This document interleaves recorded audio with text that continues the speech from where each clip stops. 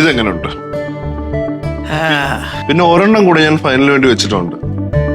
ഇത് രണ്ടെണ്ണമാണ് ഞാൻ ഫൈനലൈസ് ചെയ്ത് വെച്ചിരിക്കുന്നത്. ക്ലാസി അല്ലേ, ക്യാച്ചിയും അല്ലേ? ക്യാച്ചിയാണ് പോലെ, അത് സത്യം. പക്ഷെ ഈ ക്ലാസി ആയിട്ടില്ല. അതെന്താ കാര്യം അറിയോ?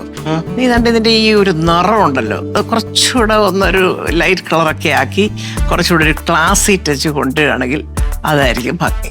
പക്ഷെ അമ്മ, ഈ കളറാണ് ഇപ്പോഴത്തെ യൂത്തിന്റെ ഒരു ട്രെൻഡ്. ഈ കളറിൽ നമ്മൾ പ്രൊഡക്റ്റ് ഇറക്കി കഴിഞ്ഞാൽ ഉണ്ടല്ലോ, ആരാണെങ്കിലും ഒന്ന് ട്രൈ ചെയ്ത് നോക്കും. അതുകൊണ്ടാണ് ഞാൻ ഈ കളർ ഫിക്സ് ചെയ്യാൻ നോക്കിയത്. ശരിയായിരിക്കാം. പക്ഷെ എന്റെ ഒരു അഭിപ്രായത്തില് എടാ, ഇപ്പൊ യൂത്തിനും ഒക്കെ ക്ലാസ്സി കാണുന്നതാ ഇഷ്ടം. അല്ലെങ്കിൽ എന്തെങ്കിലുമൊക്കെ കമന്റുകൾ പറയുമല്ലോ, നിനക്കറിയാമല്ലോ. എന്റെ ഒരു ആഗ്രഹം ഞാൻ പറയാം, നീ അങ്ങനെ ഒരെണ്ണം ചെയ്ത് നോക്ക്, ചിലപ്പോ അത് നന്നായിരിക്കും. അങ്ങനെ ഒരു കാര്യം ചെയ്യാം അമ്മ, യൂത്തിന് വേണ്ടിയിട്ടൊരു സ്പെഷ്യൽ കളറും പിന്നെ അമ്മ പറഞ്ഞ പോലെ ക്ലാസ് ആയിട്ടുള്ള ആൾക്കാർക്ക് വേണ്ടിയിട്ട് വേറൊരു ടൈപ്പ് സാധനം പിടിച്ചു കഴിഞ്ഞാൽ ചിലപ്പോൾ ഉറക്കം വന്നു പോകും. അത് വേണ്ടില്ല, അത് കൊള്ളാം. അങ്ങനെ പോട്ടെ കേട്ടോ. അല്ല, അമ്മയ്ക്ക് ചോദിക്കാനുള്ളതേ, ഇപ്പൊ നീ ഒരു മൊബൈൽ ഷോപ്പ് തുടങ്ങാൻ പോകുന്നു, നീ അതിന്റെ ഇടയിൽ കൂടി ഇത് എല്ലാം കൂടെ നിന്നെ കൊണ്ട് പറ്റൂടാ? അമ്മ, ബിസിനസ് എന്ന് പറയുമ്പോ എല്ലാം പല കാര്യങ്ങളും ഒരുമിച്ച് ചെയ്യുന്നതാണല്ലോ, ഇതൊക്കെ എന്നെ കൊണ്ട് പറ്റും അമ്മ. അയ്യോ, നന്നായിരിക്കട്ടെ ഈശ്വര. ഏതായാലും എന്റെ പൊന്നു മോനെ, 2025 നിന്റെ വർഷമായിട്ട് മാറട്ടെ. അമ്മയ്ക്ക് സന്തോഷം. എനിക്ക് അമ്മയുടെ വേറൊരു ഹെൽപ്പും കൂടെ വേണം.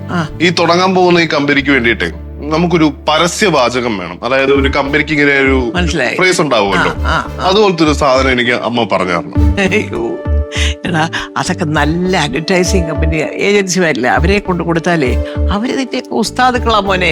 നല്ല വാചകം അവർ എഴുതി തരും. അമ്മ, അഡ്വർടൈസിങ് കമ്പനിക്കാരൊക്കെ പൈസക്ക് വേണ്ടിയിട്ടായിരിക്കും ചെയ്യുക.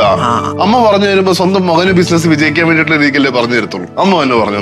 എന്റെ ദൈവമേ, അല്ല അപ്പൊ നമ്മളതിനൊരു പാചകം കണ്ടുപിടിക്കണമല്ലോ ഇനിയിപ്പം. അതായത് പ്രൊഡക്റ്റ് ഇതാണ്, നമ്മള് നാടൻ കരിക്ക്, ഇപ്പൊ നമ്മള് നൊങ്ക്, അതുപോലത്തെ സാധനങ്ങളൊക്കെ ഒരു ബോട്ടിലാക്കി വരുന്നു. അപ്പൊ അത് അട്രാക്റ്റീവ് ആയിട്ട് വാങ്ങണം ആൾക്കാർ. അതിന്റെ വെള്ളം ജ്യൂസും ഒക്കെ കൊടുക്കുന്ന പോലെ. മനസ്സിലായി. നല്ലൊരു കവി എഴുത്തുകാരൻ ഈ വീട്ടിലുള്ളപ്പം ആരും അദ്ദേഹത്തിനോട് ചോദിക്കരുത്, വെറുതെ ഉള്ള ആൾക്കാർ ചോദിക്കണം. അതങ്ങനെയാണ്, കഴിവുള്ളവരെ കാലം അംഗീകരിക്കില്ല. ആരോടാ അമ്മ പറയുന്നത്? നിനക്ക് മനസ്സിലായില്ലേ? അവന്റെ കാര്യം നിന്നോട് പറഞ്ഞതാ. എന്നോടോ? കവി എഴുത്തുകാരൻ. എന്തിനാണ്?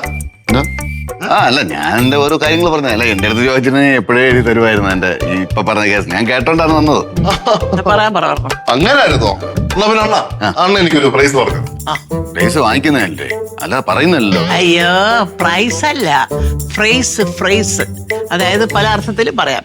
പണ്ടൊക്കെ നീ കേട്ടിട്ടില്ലേ, എവിടെ ലൈഫ് ബോയ് ഉണ്ടോ അവിടെ ആരോഗ്യമുണ്ട് എന്ന് പറയുന്ന പോലെ ഇതിന് ചേർന്ന ഒരു വാചകം. മനസ്സിലായോ? അല്ലെങ്കിൽ പഴയ പഴഞ്ചൊല്ല് പോലെ എന്തെങ്കിലും ഒന്ന്, അങ്ങനെ അതുമായിട്ട് ബന്ധപ്പെട്ട ഒരു വാചകം പറഞ്ഞു കൊടുക്കാൻ പറയാമായിരുന്നു. പക്ഷെ ഒരു കുഴപ്പമുണ്ട്, എന്നെ ആവശ്യമുള്ള ആദ്യം എന്റെ അടുത്ത് പറഞ്ഞു, അല്ലാതെ വേറെ ആളോട് ചോദിച്ചിട്ട് എന്റെ അടുത്ത്. വേറൊരാള് ഞാനോ അവന്റെ അമ്മേ? അല്ല കൊച്ചമ്മ, അത് എന്റെ അടുത്ത് ചോദിക്കാൻ എന്നാ പിന്നെ അണ്ണം പറയണ്ടോ? അല്ല പറയാം, കുഴപ്പമില്ല. അല്ല അണ്ണം പറയണ്ടെന്നേ. അല്ല, എനിക്ക് പറയണമെന്നേ. ശരി, ഇതെല്ലാം ഒരാൾ പറയുന്നത്. ഇതാ പിടിച്ചോ, ഞാൻ പറയാം. കൂമ്പ് തണുപ്പിക്കാൻ പൊളപ്പം വെള്ളം, പ്രതീഷ് കരിക്കിൻ ജ്യൂസ്. കേട്ടില്ല, ഒന്നുകൂടെ പറയാ. കൂമ്പ് തണുപ്പിക്കാൻ കൂമ്പ് തണുപ്പിക്കാൻ പൊളപ്പം വെള്ളം, പ്രതീഷ് കരിക്കിൻ ജ്യൂസ്. എങ്ങനെയുണ്ട്? ഞെട്ടി ഇത്ര പ്രതീക്ഷിച്ചില്ലേ? അല്ല, കൂമ്പ് തണുപ്പിക്കാൻ പൊളപ്പം വെള്ളം. കൂമ്പ് തണുപ്പിക്കാൻ പൊളപ്പം വെള്ളം. പൊള കേറണം, അതാണ്. അത് കേറുന്നത് ഇറങ്ങുന്നതൊക്കെ നീ ഒന്ന് പഠിച്ചു. അമ്മ, നമ്മുടെ വീടുകളിലെ കലണ്ടറിലെ ആണി മാറിയപ്പോലും, അല്ല കലണ്ടർ മാറിയപ്പോലും മുത്തോണ്ണം മാറുമെന്ന് തോന്നണില്ല. അമ്മ എന്താണെന്ന് നല്ല രീതിക്ക് ആലോചിച്ചു. ഞാനെന്നാ അങ്ങോട്ട് പിന്നെ കൊള്ളായിരുന്നു. ജന്മനാ കിട്ടിയ കഴിവാടാ, അതൊക്കെ എവിടെ മാറാൻ.